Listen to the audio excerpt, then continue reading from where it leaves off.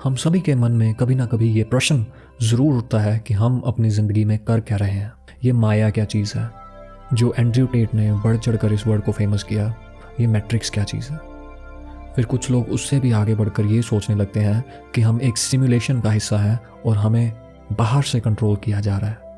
देखिए, चाहे इसको मैट्रिक्स कह लीजिए, चाहे इल्यूजन कह लीजिए, चाहे सिमुलेशन कह लीजिए, चाहे ट्रैप कह लीजिए, ये सभी वर्ड्स का मीनिंग लगभग सेम ही है। ये सभी उसी माया का ही हिस्सा है जिसकी बात हजारों सालों से धर्म ग्रंथ, बुद्ध, महावीर, शिव और गुरु नानक जैसे बीइंग्स करते आए हैं।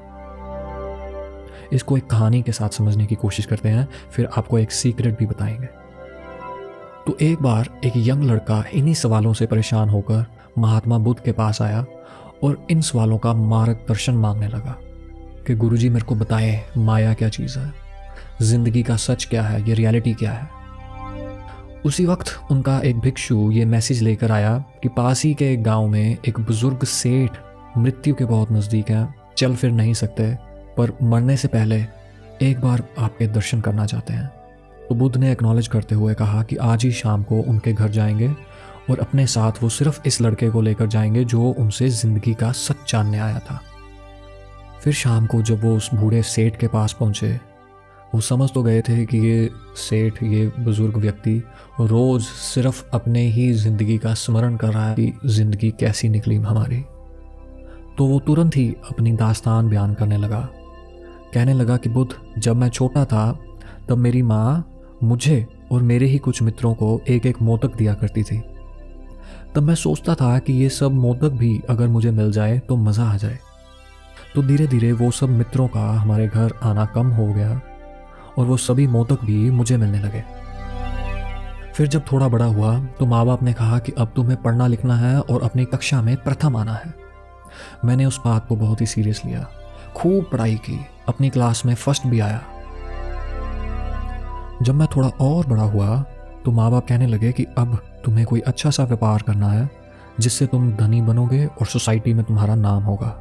तो मैंने अपना सारा ध्यान उस दिशा में केंद्रित किया और खूब धन भी कमाया। उसी वक्त सभी कहने लगे कि अब तो तुम्हारी विवाह की उम्र हो गई है, अब तुम्हारी शादी कर देनी चाहिए। उस पर भी मैंने कोई क्वेश्चन नहीं किया और चुपचाप शादी कर ली। अब ऐसा लगता है कि मुझे बहुत अच्छी पत्नी मिली थी और हम बहुत ही खुश रहते थे।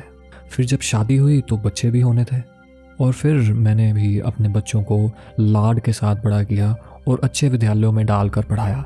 उस वक्त जब बच्चे बड़े हुए तो मेरे पिताजी की तबीयत खराब रहने लगी और मैंने अपने पिताजी से जो उनके नाम पर घर और जायदाद थी उसको अपने नाम पर करने की चाहत रखी, क्योंकि मुझे भी दिखा कि मेरे बच्चे बड़े हो रहे हैं और मेरे को उनके लिए और धन चाहिए। फिर पिताजी ने सब कुछ जो भी उनके पास था वो सब मुझे सौंप दिया, जिसके कुछ महीनों बाद ही उनका निधन हो गया। कुछ दिन बाद ही हम सब अपने अपने कामों में व्यस्त हो गए और तब आपका नाम सुना तो था कि कोई राजा है जिसने सब कुछ त्याग दिया और ज़िंदगी की सच्चाई की तरफ निकल चुका है, पर तब वो अट्रैक्शन नहीं हुई और मैं अपने व्यापार में ही बिजी रहा। कुछ समय बाद बच्चे भी बड़े हुए, दोनों बच्चों को भी हमने पढ़ा लिखा कर बिजनेस कराया, फिर शादी भी कराई। शादी के बाद अब वो भी बिजी हो चुके थे और मेरे साथ उनका मिलना भी कम हो गया था। कुछ टाइम बाद मेरे बच्चों ने भी मेरी प्रॉपर्टी और मनी मांगनी चाहिए। तब मुझे बड़ा दुख महसूस हुआ और अब मैं ये देख पा रहा था कि मेरे पिताजी को तब कैसा फील हुआ होगा जब मैंने उनसे उनकी कमाई हुई दौलत और संपत्ति मांगी थी। उसके कुछ समय बाद मेरी पत्नी भी चल बसी और बच्चे भी अपनी अपनी लाइफ में बिजी रहते थे। बुद्ध, मुझे तब से अकेलापन और भी खाने लगा। मैं ये रोज़ सोचता हूँ कि क्या मैंने जो सारी उम्र किया वो ये देखने के लिए किया। मैं बहुत ही बेचैन रहता हूँ। मुझे हर पल ये दुख खाए जा रहा है कि मैंने अपने अनमोल जीवन का सारा समय जिन गतिविधियों, जिन चुनौतियों में लगाया, जिन लोगों को खुश करने में लगाया, उनमें से कोई भी अंत में मेरे साथ ना ही है और ना ही उनमें से कोई मेरे साथ जाएगा। मैं बहुत ही अकेला और बेसहारा महसूस करता हूँ। मैंने ये कभी सोचा ही नहीं था कि अपनी ज़िंदगी को किस ओर लेकर जा रहा हूँ। बुद्ध, मेरा दुख काटें, मेरे को इस दर्द से मुक्त करें और मेरे को ये बताएं कि ज़िंदगी का सच क्या है। बुद्ध को अब तक ये मालूम तो चल ही चुका था कि इस बुजुर्ग व्यक्ति का ज़्यादा कुछ नहीं हो सकता। उन्होंने सिर्फ इतना ही कहा कि ये जो भावासन तुम्हें अब हो रहा है कि जो कुछ भी इस जन्म में तुमने किया वो सब व्यर्थ था, इसका स्मरण मरते वक्त अपने साथ रखना, ताकि दोबारा इन व्यर्थ के कामों की तरफ तुम आकर्षित ना हो जाओ और जो करने योग्य काम है उसको तुम कर पाओ। ये सारी कन्वर्सेशन सुनने के बाद उस नए लड़के के चेहरे पर एक अलग ही नूर आ जाता है और वो डिसाइड करता है कि अब से वो बुद्ध के साथ ही रहकर और ज्ञान अर्जित करेगा। उसे ये पता चल जाता है कि एटलीस्ट जिंदगी में क्या काम नहीं करना चाहिए। अब देखिए, ये लाइफ स्टोरी आप में से मोर देन 95% लोगों की है।